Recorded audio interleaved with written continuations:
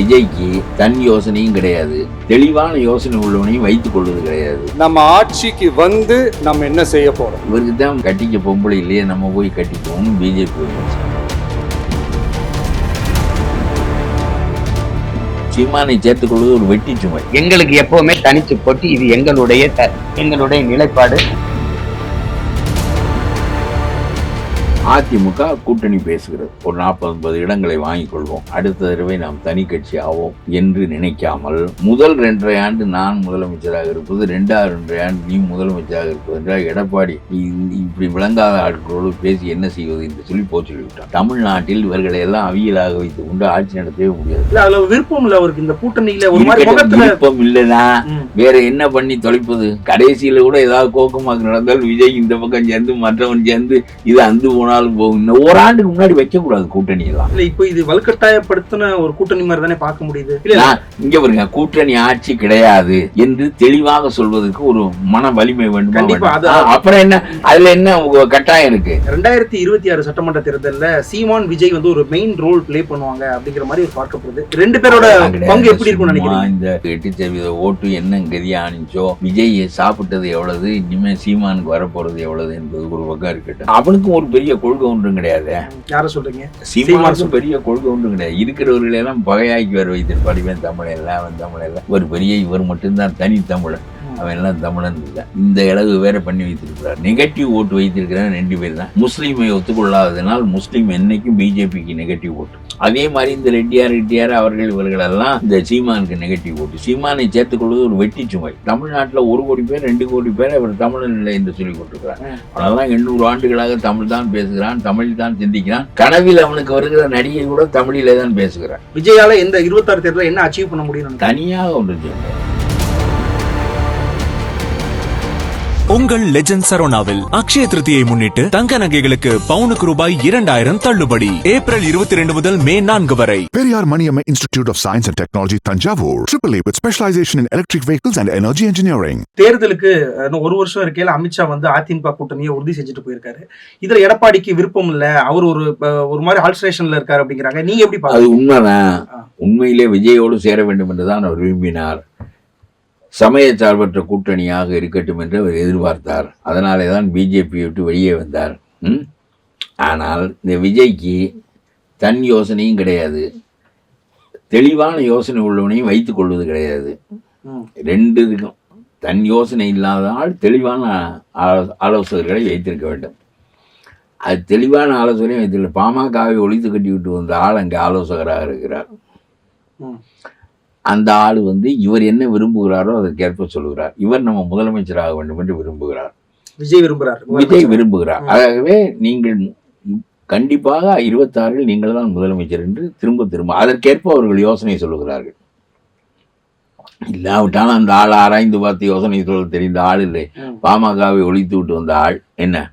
இப்பொழுது அதிமுக கூட்டணி பேசுகிறது. பேசினால் இவருக்கு ஒரு 40-50 இடங்கள் கொடுப்பார்கள். விஜயகாந்த் போல 2வது கட்டம் வருகிற போது ஒரு 25-30 பேர் வெல்லலாம், ஒரு 50-60 இடங்களை பெறலாம். கூட்டணி வைத்திருந்தால் விஜயகாந்தை போல 10 ஆண்டுகள் அரசியல் நடத்தியவரே அவ்வளவுதான் பெற முடிந்தது. அவரால் ஓங்கி பேசக்கூடியவர். நம்முடைய விஜய் மாதிரி அல்ல. ஆனாலும் இவர்கள் கூட்டணி பேசுகின்ற போது இன்னமும் இவர்கள் வந்து தங்களுடைய வலிமையை மெய்ப்பிக்கவில்லை. இந்த நிலையில் சரி, ஒரு கட்டம் இருப்போம், ஒரு 40-50 இடங்களை வாங்கிக் கொள்வோம், ஒரு 28-30 இடங்களில் வெற்றி பெறுவோம், அடுத்த தடவை நாம் தனி கட்சி ஆவோம் என்று நினைக்காமல், முதல் 2.5 ஆண்டு நான் முதலமைச்சராக இருப்பது, 2வது 2.5 ஆண்டு நீ முதலமைச்சராக இருப்பது என்றால் எடப்பாடி இப்படி விளங்காத ஆட்களோடு பேசி என்ன செய்வது என்று சொல்லி சொல்லிவிட்டார். அதனுடைய விளைவு தன்னந்தனியாக நின்றார். இப்பொழுது இவருக்கு தான் கட்டிக்க பொம்பளை இல்லையே, நம்ம போய் கட்டிக்குவோம்னு பிஜேபி வந்துச்சு. சரி, அவன் எப்படி வர்றான்னா ஒரு கருத்து ஏற்படுத்துகிறாள். கையை முறுக்கினார்கள். என்ன கையை முறுக்கினார்கள்? உன்னுடைய கையை முறுக்குவதற்கே நீ யோசிக்கவில்லையே. 7 மந்திரி உள்ளே இருக்கிறான், 7 மந்திரி கடும் தண்டனைக்கு தயாராக இருக்கிறான். நீ அது உன்னை என்ன இந்த சட்டம் செய்து விடுகிறது? இந்த சட்டத்தின் தன்மை உனக்கு தெரியாதா? இல்லை யாருக்கு தெரியாதா? இந்த அவர் பயந்தார் என்பது போல ஒரு கருத்தை ஏற்படுத்துவது.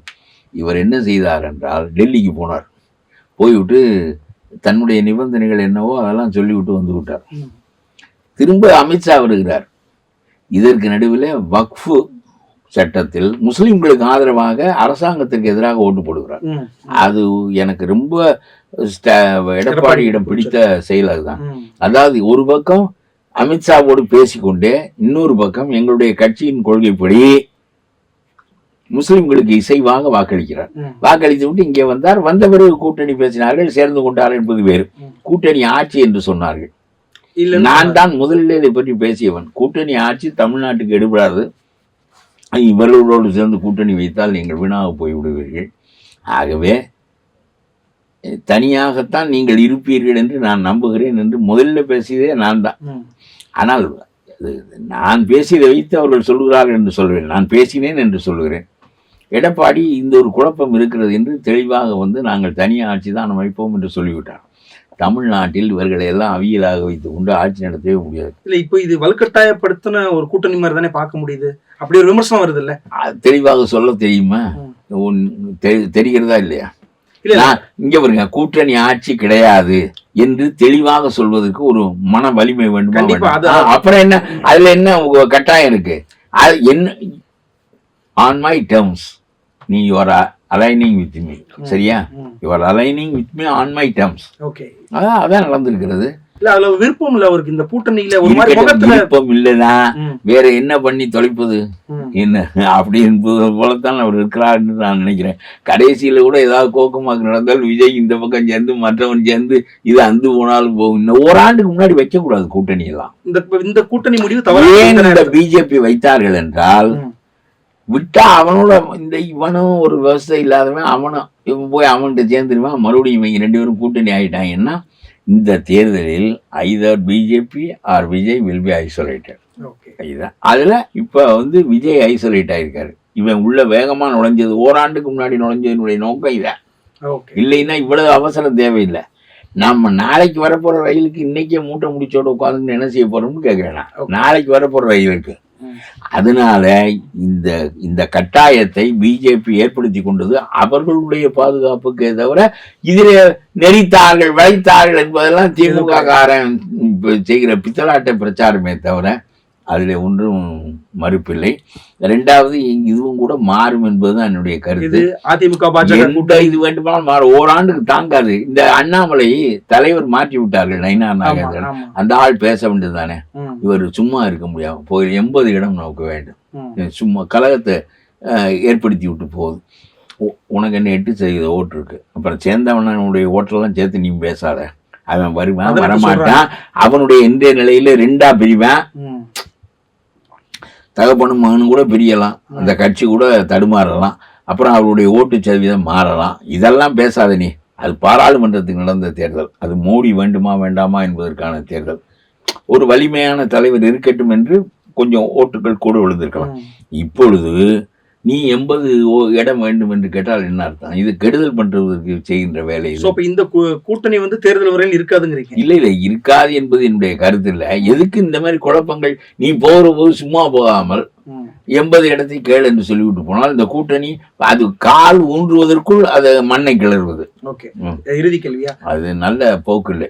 இறுதியா 2026 சட்டமன்ற தேர்தலில் சீமான் விஜய் வந்து ஒரு மெயின் ரோல் பிளே பண்ணுவாங்க அப்படிங்கிற மாதிரி ஒரு பார்க்கப்படுது. 2 பேரோட பங்கு எப்படி இருக்கும்னு நினைக்கிறீங்க? இந்த யூடியூப் வந்ததுலேருந்து இருக்கிறவெல்லாம் கருத்து சொல்ல ஆரம்பிச்சுட்டான். யூடியூப்ல காமெண்ட் அடிக்கிறான்ல, அவன் வரையிலும் கருத்து சொல்றான். அதனால அவனுக்கு முக்கியத்துவம், இவனுக்கு 8% ஓட்டு என்ன கதியானிச்சோ, விஜய் சாப்பிட்டது எவ்வளவு, இனிமேல் சீமானுக்கு வரப்போறது எவ்வளவு என்பது ஒரு பக்கம் இருக்கட்டும். என்ன விஜய் என்ன நிலைக்கு வருகிறார் என்பதும் ஒரு பக்கம் இருக்கட்டும். எந்தெந்த வாக்குகள் விழும் என்று தெரிகிறது, அது ஒன்றுமில்லாமல் போகாது. அதனால எவ்வளவு பெரிய வலிமை இவர்கள் பெற்று விட்டார்கள், அதெல்லாம் ஒன்று இல்லை. விஜயால என்ன சாதிக்க முடியும் உங்களோட அசம்ஷன்? யாரால? விஜயால இந்த 26 தேர்தலில் என்ன அச்சீவ் பண்ண முடியும்? தனியாக ஒன்று செய்ய முடியாது, தனியாக ஒன்று செய்ய முடியாது. ஏன்னா அவரு சீமானை விட சீமானையும் கொஞ்சம் சாப்பிட்டுருவாரு, சாப்பிட்டு கூப்பிட்டு நிற்பாரு ஒரு சினிமா நடிகர் என்கின்ற முறையில். அப்புறம் அவனுக்கும் ஒரு பெரிய கொள்கை ஒன்றும் கிடையாது. யாரை சொல்றீங்க? சீமானுக்கும் பெரிய கொள்கை ஒன்றும் கிடையாது. இருக்கிறவர்களெல்லாம் பகையாக்கி வர வைத்திருப்பார். இவன் தமிழன் இல்லை, அவன் தமிழன் இல்லை, நாயுடு தமிழன் இல்லை, ரெட்டியார் தமிழன் இல்லை, அருந்ததியார் தமிழன் இல்லை, அவன் இல்லை, இவன் இல்லை, இவர் மட்டும்தான் தனி தமிழன், அவன் எல்லாம் தமிழன் இல்லை. இந்த இளவு வேற பண்ணி வைத்திருக்கிறார். நெகட்டிவ் ஓட்டு வைத்திருக்கிறான் 2 பேர் தான். முஸ்லீமை ஒத்துக்கொள்ளாததினால் முஸ்லீம் என்னைக்கும் பிஜேபிக்கு நெகட்டிவ் ஓட்டு. ஓகே. அதே மாதிரி இந்த ரெட்டியார் அவர்கள் இவர்களெல்லாம் இந்த சீமானுக்கு நெகட்டிவ் ஓட்டு. சீமானை சேர்த்துக்கொள்வது ஒரு வெட்டி சுமை. இந்த 8% ஓட்டு இருக்கிறது விழுகாத ஓட்டு எவ்வளவு என்று பார்க்க வேண்டும். இல்ல, இந்த 8% ஓட்டு வேணும்னு தானே பிஜேபி என்டி அலையன்ஸ்க்கு வாங்கலாம் கூப்பிடுறாங்க. சீமானுக்கு ஒரு பெரிய புல்லிங் பவர். அந்த நெகட்டிவ் ஓட்டுடைய தன்மை மாறும் நம்மோடு சேர்ந்து விட்டால் என்று இவர்கள் நினைத்திருக்கலாம். ஏன்னா இருப்பவனெல்லாம் தமிழ்நாட்டில் 1 கோடி பேர் 2 கோடி பேர் அவர் தமிழன் இல்லை என்று சொல்லிக் கொண்டிருக்கிறார். அவனெல்லாம் 800 ஆண்டுகளாக தமிழ் தான் பேசுகிறான், தமிழ் தான் சிந்திக்கிறான். கனவில் அவனுக்கு வருகிற நடிகை கூட தமிழிலே தான் பேசுகிறான். சோ இப்ப சீமானால எந்த இம்பாக்ட் கிரியேட் பண்ண முடியாதுன்னு நினைக்கிறீங்களா? 36 லட்சம் ஓட்டு வச்சிருக்காரு சார், அவ்வளவு கேஷ்ல நம்ம ஏற்கனவே அதுல விஜய் நுழைந்திருக்கிறார். ஓகே. போக்கு மாறுகிறது என்ன, அதனாலே அதெல்லாம் சொல்ல முடியாது. ஒவ்வொரு தேர்தலும் போக்குகள் மாறும். மிக நன்றி சார்.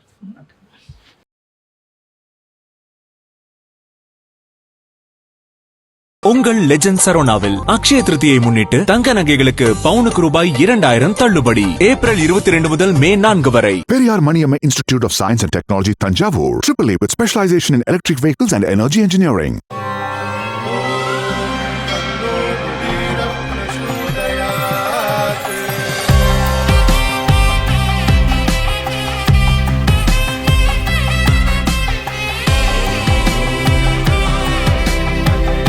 இந்த அக்ஷய திருதியில ஆத்மார்த்தமான ஆஃபர். உங்க லலிதாவோட ஏற்கனவே கம்மி சேதாரத்துல 1 இல்ல இன்னும் 2%, 3% கம்மி. வைர நகை கேரட்டுக்கு 6000 ரூபாய் கம்மி.